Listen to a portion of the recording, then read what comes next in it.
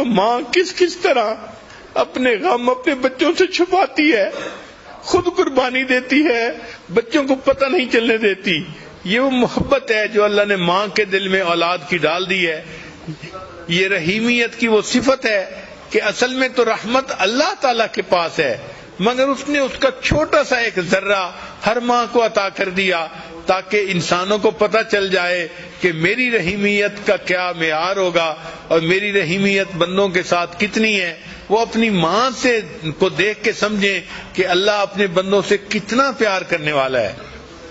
آخر پہ میں اپنی زندگی کا ایک واقعہ بھی سنا دیتا ہوں کہ مجھے اچھی طرح یاد ہے، میں 6ٹھی کلاس میں پڑھتا تھا، عمر کوئی 11-12 سال کی ہوگی، 6ٹھی کلاس میں پڑھتا تھا.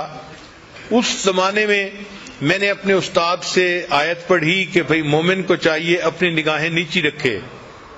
تو مجھے اپنی نگاہیں نیچی رکھنے کا یعنی عادت ہو گئی، اور چونکہ مجھے اتنی تربیت نہیں تھی اس لیے میں ذرا سخت مزاج کا بندہ تھا.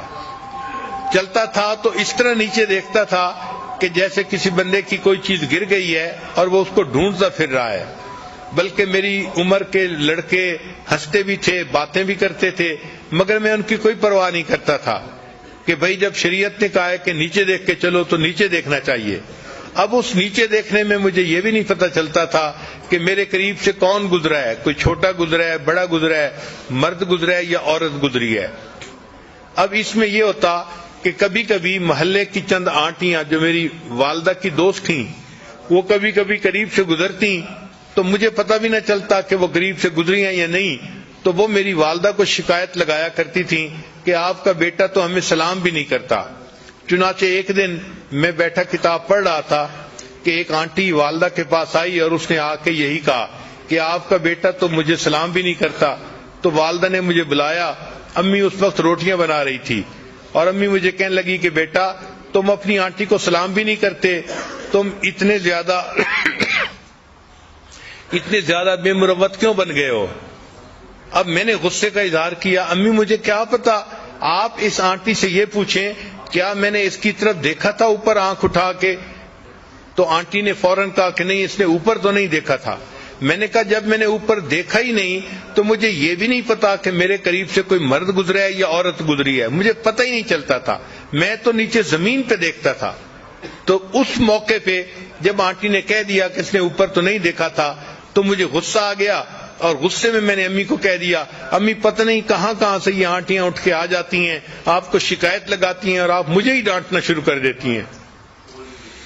جب یہ بات کی تو چونکہ بچہ تھا، یہ بات کرتے ہوئے میری آنکھوں میں آنسو آ گئے کہ امی آپ مجھے ہی ڈانٹتی رہتی ہیں. اب والدہ نے دیکھ لیا کہ میری آنکھوں میں آنسو ہیں اور میں غصے میں وہاں سے سیدھا اپنے کمرے میں آیا اور کمرے میں بیڈ پڑا ہوا تھا اور بیڈ کے اوپر آ کے لیٹ گیا.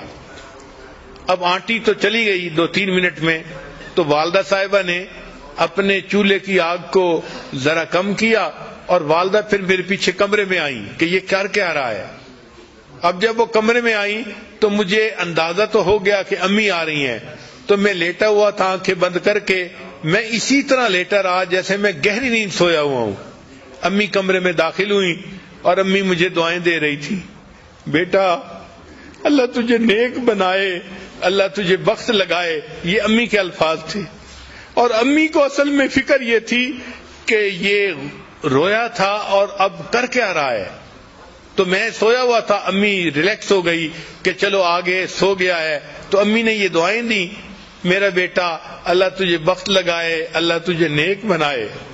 پھر اس کے بعد امی پاؤں کی طرف آئیں اور انہوں نے بہت آہستگی کے ساتھ پاؤں کو بوسہ دیا.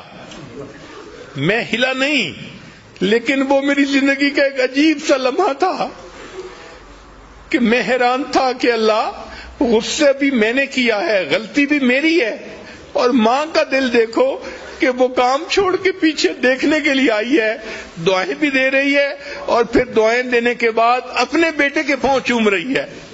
جب ماں چلی گئی تو میں نے اپنے دل میں اللہ سے دعائیں مانگنی شروع کی، اے اللہ قرآن میں تو میں نے استاد سے پڑھا تھا ولا تقل لہما اف، ان کے سامنے اف بھی نہیں کرنا، اور میں نے تو اپنی امی کے سامنے تیوری چڑھائی اور غصے میں آ کے بات کی، اللہ تم میرے اس گناہ کو معاف کر دے۔